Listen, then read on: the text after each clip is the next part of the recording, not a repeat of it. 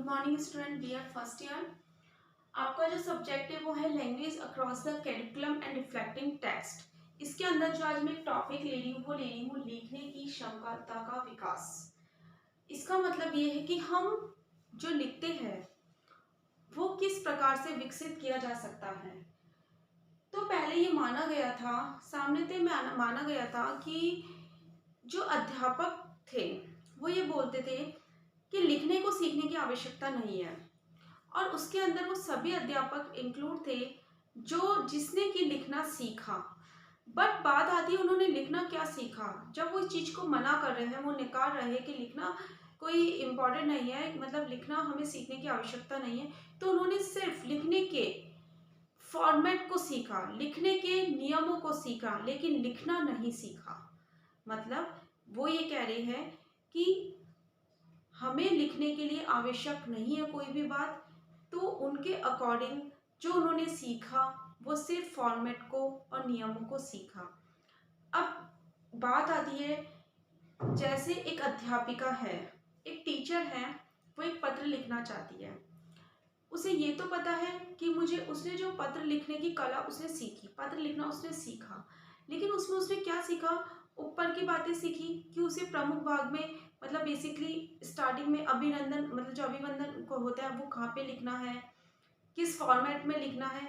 लेकिन पत्र किस प्रकार का मतलब कौन सा पत्र लिखना है, लेकिन पत्र के अंदर जो एक प्रमुख बात होती है वो उसको लिखना ही नहीं आता।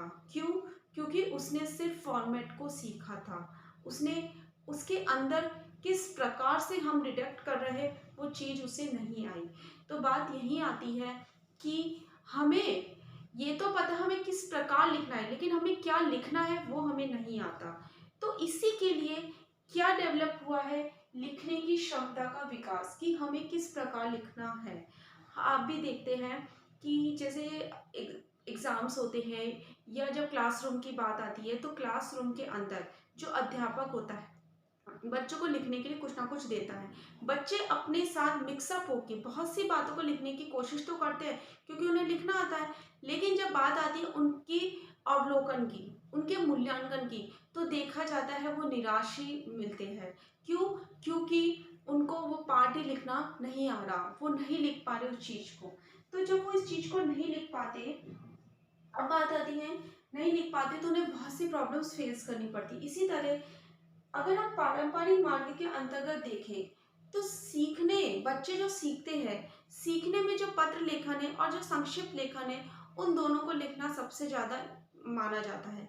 तो बच्चे उस छोटे से संक्षिप्त लेखन, छोटे से लिखने के कार्य को, छोटे से लिखावट को भी नहीं लिख पा रहे, मतलब सारांश को भी नहीं लिख पाते। तो वही वजह होती है कि बच्चों के मार्ग में बाधा उत्पन्न करती है और बच्चे आगे तरक्की नहीं कर पाते। तो इसके लिए लिखने की क्षमता को दो भागों में विभाजित किया है।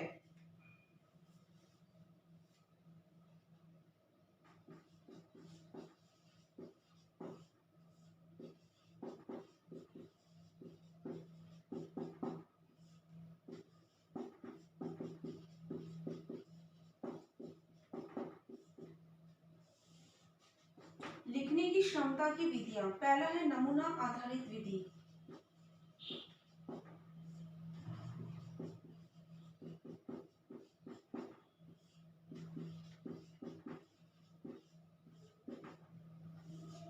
नमूना आधारित विधि में क्या होता है, इस विधि के अंतर्गत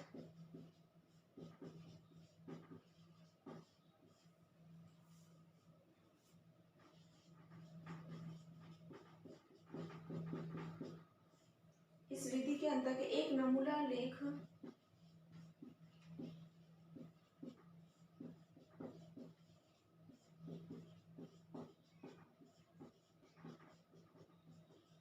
दिया जाता है। पहले लेख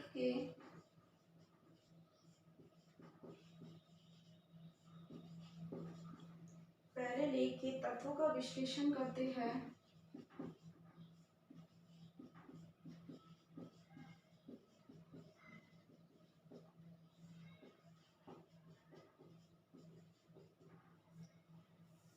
और फिर एक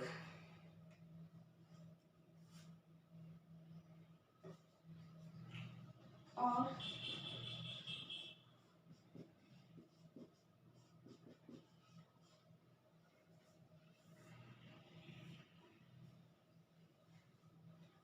फिर एक समांतर गति लिखते हैं।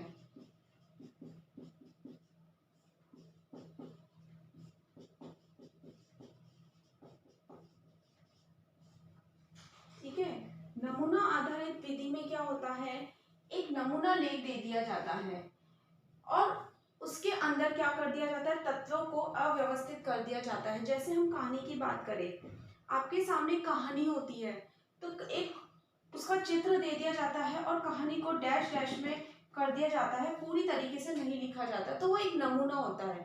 ठीक है, इसी तरह टेलीग्राम, नोटिस, बहुत सी चीजें आप देखते हो, इनविटेशन, तो ये सब जब आप लिखते हो तो आपको एक नमूना ही दिया जाता है। तो उस नमूने के बिहाफ पे आप क्या करते हो, उस चीज को लिखने की कोशिश करते हो। तो इसके अंतर्गत भी क्या होता है, नमूना लिखा जाता है और उसको देखकर क्या करते हैं बच्चे, पूरा का पूरा कंटेंट को लिखने की कोशिश करते हैं। ये कमजोर छात्रों के लिए बहुत अच्छा माना जाता है, क्योंकि जिसको लिखना नहीं आता वो इस नमूने को देखकर क्या कर देते हैं, लिखने की कोशिश करते हैं, लिख लेते हैं। लेकिन इसके विपरीत जो इंटेलिजेंट चाइल्ड होते हैं, जिसको ऑलरेडी सब कुछ लिखना आता है, वो इसके लिए अप्रश्न रहते हैं। तो वो इसके लिए अप्रश्न इसलिए रहते हैं क्योंकि इसके अंदर जब नमूना ऑलरेडी दे रखा होता है तो उनकी मौलिकता और सृजनात्मकता का विकास नहीं हो पाता, ये अवरुद्ध हो जाता है। इस वजह से उनको ये प्रॉब्लम क्रिएट करनी पड़ती है। अब हम इसके अंदर किस प्रकार से लिखते हैं, प्रतिरूपों को पहले प्रस्तुत किया जाता है। तो जब प्रतिरूपों को पहले हम प्रस्तुत करते हैं तो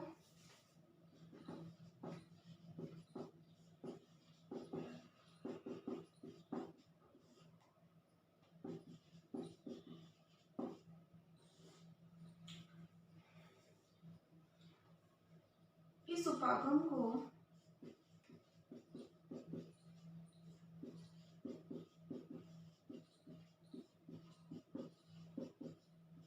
इस प्रकार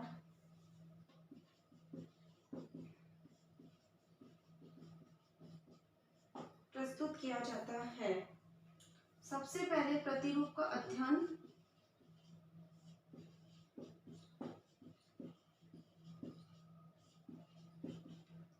फिर किया जाता है तत्वों का विश्लेषण,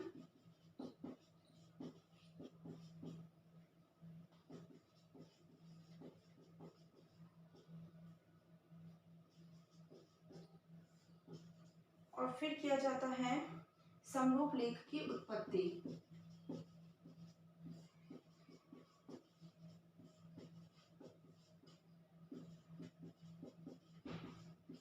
ये इस तरीके से सबसे पहले हम प्रतिरूप का अध्ययन करते हैं, फिर हम उसके जो हमारे सामने होता है वो पूरा का पूरा प्रस्तुत करते हैं, फिर उसके बिहाव पे हम तत्वों का विश्लेषण करके और समरूप लेख की उत्पत्ति करते हैं। तो इस तरह क्या होता है, हम लिखने की प्रक्रिया को सीख जाते हैं। अब प्रतिरूप का अध्ययन में हम क्या क्या काम में लेते हैं, जो हम लिख सकते हैं वो चीज हम काम में लेते हैं। तत्वों में जो लिखना चाह रहे हैं उसके तत्वों को विकसित करते हुए लिखते हैं, मतलब अलग अलग टुकड़े करके उसे संश्लेषित करने की कोशिश करते हैं और फिर पूरा का पूरा गद्य लिखने की कोशिश करते हैं। यही क्या था, नमूना आधारित विधि थी। अब दूसरी विधि जो आती है वो आती है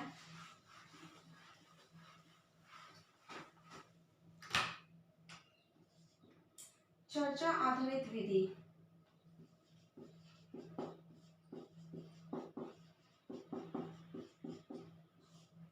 चर्चा आधारित विधि थी।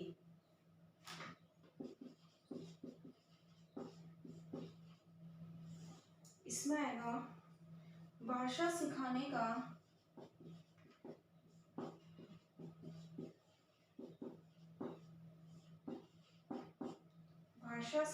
का प्रमुख उद्देश्य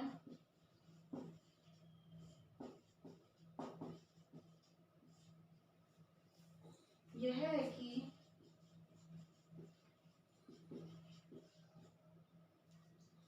विद्यार्थी में भाषा में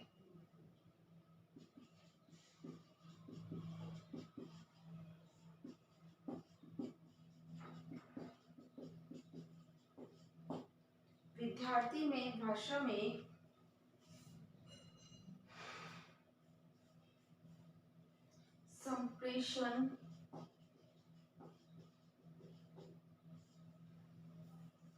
करने की क्षमता का विकास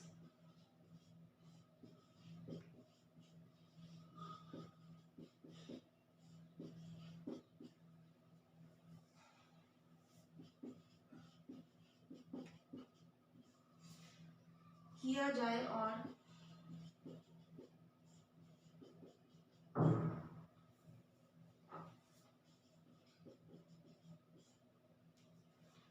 संप्रेषण के अंतर्गत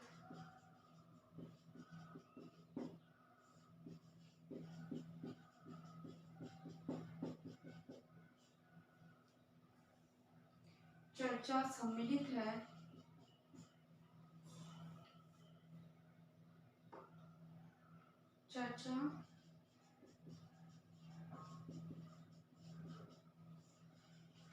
चर्चा सम्मिलित है जब तक अंतःक्रिया न हो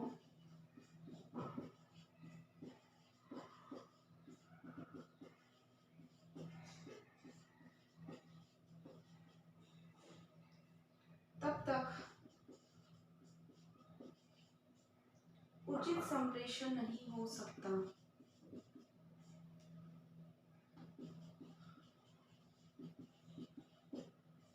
नहीं हो सकता।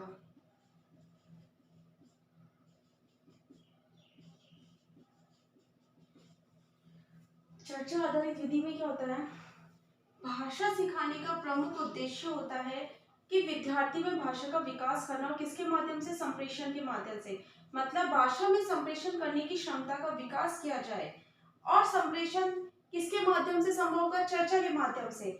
मतलब अगर संप्रेषण के अंतर्गत चर्चा सम्मिलित हो, जब तक अंतःक्रिया ना हो, और तब तक उचित संप्रेषण नहीं हो सकता। ऑब्वियसली बात है, जब हम किसी चीज के लिए कम्युनिकेट कर रहे हैं तो हम जब डिस्कस करते हैं तो उसके अंदर अंत्यक्रिया का होना जरूरी है। तो जब तक अंत्यक्रिया नहीं होगी, जब तक संप्रेषण नहीं होगा, जब तक संप्रेषण नहीं होगी, जब तक चर्चा नहीं होगी, और जब तक चर्चा नहीं होगी तब तक हम बच्चे के साथ लिखने की प्रक्रिया नहीं, क्योंकि मौखिक अभिव्यक्ति के साथ ही बच्चे क्या करते हैं, लिखने की क्रिया को सीखते हैं। तो ये माना जाता है कि जब बच्चों को हम जो चर्चा कर रहे हैं, बच्चों के लिए चर्चा को इतना ही प्रोत्साहित करना चाहिए जैसे कि वो एक सक्रिय रूप से भूमिका निभाए। तो इसके लिए क्या किया जाता है, एक युगल क्रिया के माध्यम से किया जा सकता है, पारस्परिक क्रिया के माध्यम से किया जाता है, श्रमता के साथ किया जा सकता है। तो ये देखा जाता है कि जब हम बच्चों को जो पारंपरिक कक्षाएं होती है उसके अंदर हम चर्चा करते हैं, तो चर्चा के लिए बच्चे क्या करते हैं, हम जब अध्यापक ही क्या करते हैं, पूरी की पूरी सक्रिय भूमिका अध्यापक ही निभाते हैं। बच्चों को तभी बोलने के लिए प्रेरित किया जाता है जब अध्यापक चाहे। तो इसके लिए बच्चे क्या होते हैं, एक सेटिस्फेक्शन मिल जाता है, पेशेंस मिल जाता है बच्चों को, कि एक धैर्य के साथ बच्चे सीख जाते हैं कि मुझे अच्छा है, बोलने की जरूरत नहीं पड़ेगी। तो क्यों नहीं, क्योंकि जब उसे लिखना ही नहीं आ रहा और वो बोल रहे कि इस चीज पे चर्चा करो, तो वो विद्यार्थी एकदम सकपका जाता है, आत्मविश्वास की उसके अंदर कमी हो जाती है और वो चीज को ढंग से प्रेजेंट नहीं कर पाता। तो जब बच्चों को एक आत्मविश्वास दिलाया जाता है कि जब अध्यापक बोले तभी आपको बोलना है, तो वो चीज को धीरे धीरे सुनने की कोशिश करता है, बच्चों के साथ सम्मिश्रित होकर अपने चीजों को सीखता है। तो यही है, इसके लिए विभिन्न प्रकार की विधियों को अपनाना चाहिए, अलग अलग टेक्निक्स को अपनाना चाहिए, जिससे बच्चे पोडियम पे आए और ज़्यादा से बोलने की कोशिश करें। बच्चे जितना ज़्यादा बोलेंगे वो उतना ही अच्छा लिख सकेंगे। तो यही क्या थी, लिखने की क्षमता की विधियाँ थी। अब आपका होमवर्क है,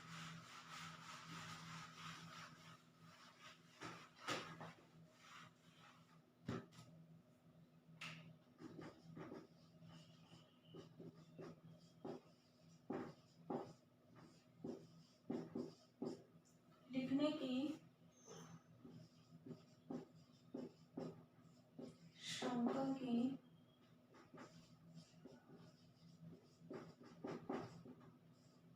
विधियों को स्पष्ट कीजिए। लिखने की क्षमता की विधियों को स्पष्ट कीजिए। घर पे रहिए, सुरक्षित रहिए। Thank you.